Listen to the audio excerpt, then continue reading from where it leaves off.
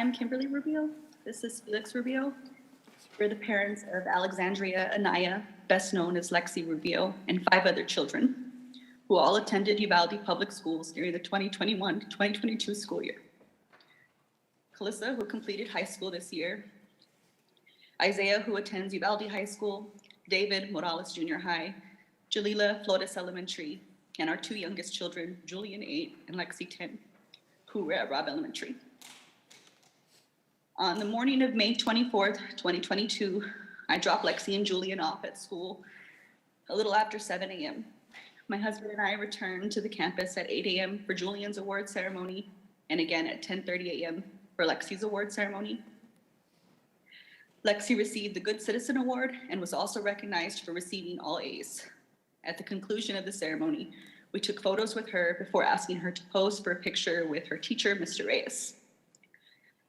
That photo, her last photo ever, was taken at approximately 10:54 a.m. To celebrate, we promised to get her ice cream that evening. I told her we loved her and we would pick her up after school. I can still see her walking with us toward the exit. In the reel that keeps scrolling across my memories, she turns her head and smiles back at us to acknowledge my promise. And then we left. I left my daughter at that school, and that decision will haunt me for the rest of my life. Afterward, Felix dropped me off at my office, the Uvalde Leader News, and returned home because it was a rare day off for him between normal shifts and security gigs he takes to help make ends meet. I got situated at my desk and began writing about a new business in town when the news office started hearing commotion on the police scanner, a shooting on Diaz Street near Robb Elementary. It wasn't long before we received word from my son's teacher that they were safe, secure in the classroom. Once evacuated from campus, the children were reunited with parents and guardians at the Civic Center. My dad picked up Julian from the Civic Center and took him to my grandmother's house. One of our Robb kids was safe. We focused on finding Lexi. Bus after bus arrived, but she wasn't on board. We heard there were children at the local hospital, so we drove over to provide her description. She wasn't there. My dad drove an hour and a half to San Antonio to check with the university hospital. At this point, some part of me must have realized that she was gone. In the midst of chaos, I had the urge to return to Robb.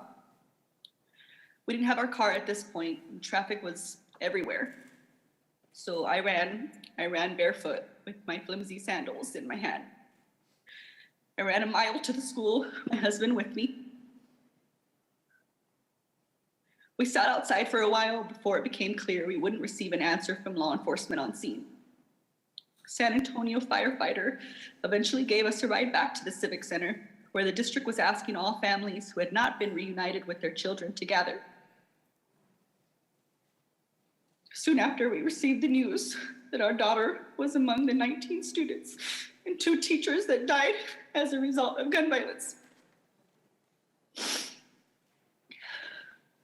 We don't want you to think of Lexi as just a number.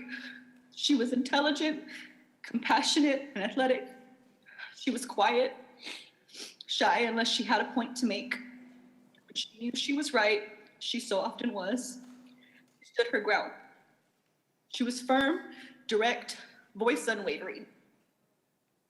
So today, we stand for Lexi, and as her voice, we demand action. We seek a ban on assault rifles and high-capacity magazines. We understand that for some reason, to some people, to people with money, to people who fund political campaigns, that guns are more important than children. So at this moment, we ask for progress. We seek to raise the age to purchase these weapons from 18 to 21 years of age. We seek red flag laws, stronger background checks. We also want to repeal gun manufacturers' liability immunity.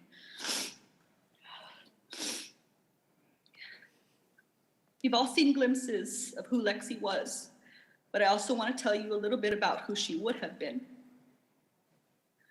If given the opportunity, Lexi would have made a positive change in this world.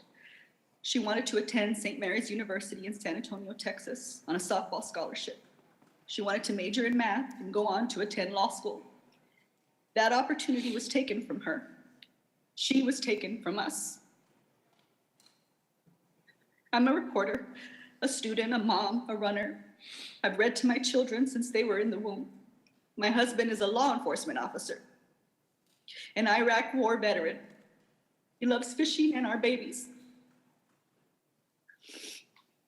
Somewhere out there, there's a mom listening to our testimony, thinking, I can't even imagine their pain, not knowing that our reality will one day be hers, unless we act now. Thank you for your time.